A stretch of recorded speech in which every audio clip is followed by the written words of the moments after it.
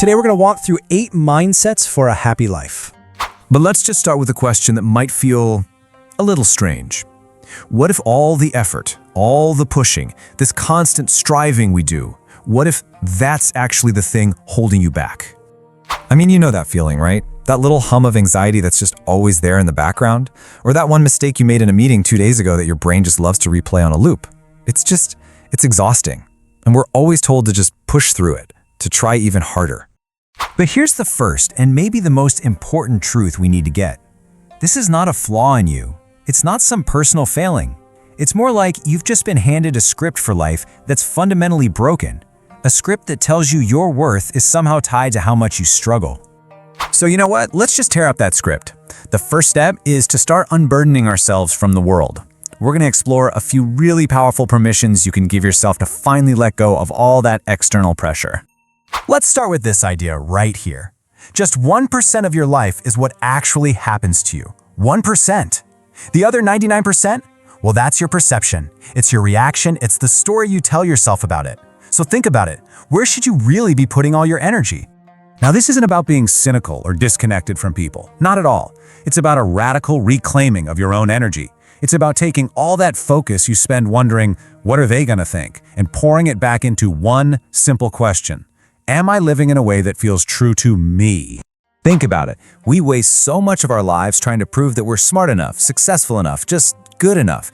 But the people who are truly strong, they aren't performing for an audience. They're just quietly focused on their own path, on their own progress.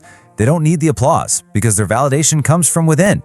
And maybe the most profound act of self-preservation is this one right here.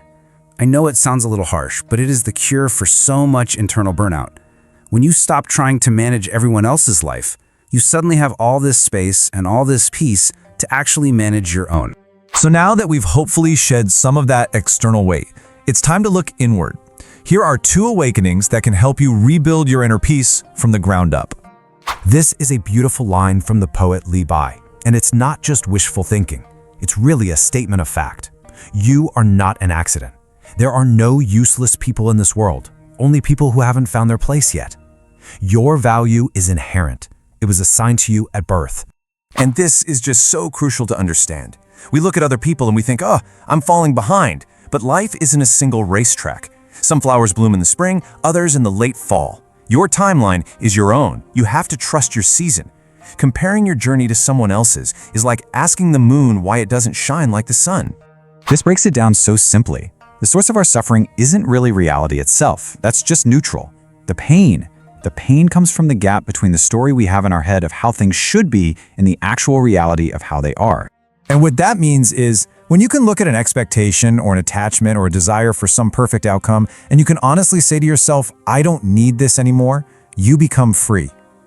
True power isn't getting everything you want, it's not needing it in the first place.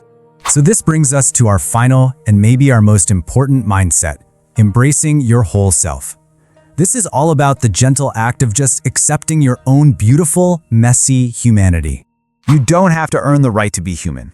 You don't have to be strong all the time. Right now, in this moment, you can give yourself this permission slip. Permission to rest when you are tired, permission to feel weak when you are hurting, and permission to be, and to always be, gloriously imperfect. You know, we're the main characters of our own movies, so we magnify every single mistake we make. But to everyone else, we're just background characters.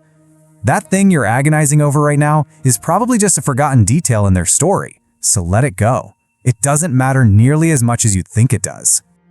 But of course, some things are a lot harder to let go of. Some mistakes leave scars. So what do we do with those?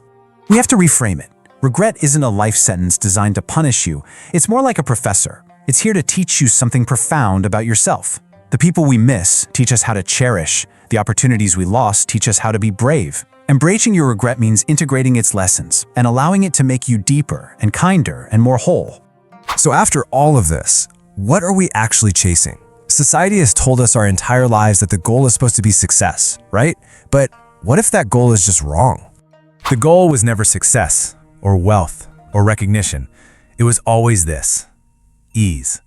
A state of being where your inside finally matches your outside, where you just feel comfortable in your own skin. where you can move through the world without all that friction, without the need to prove anything or pretend. That is the real prize. So, I'll just leave you with this one question. After you let go of all the pressure and the comparisons and the impossible expectations, what's left? Who would you be if you finally stopped trying so hard to be someone else? Subscribe for daily wisdom.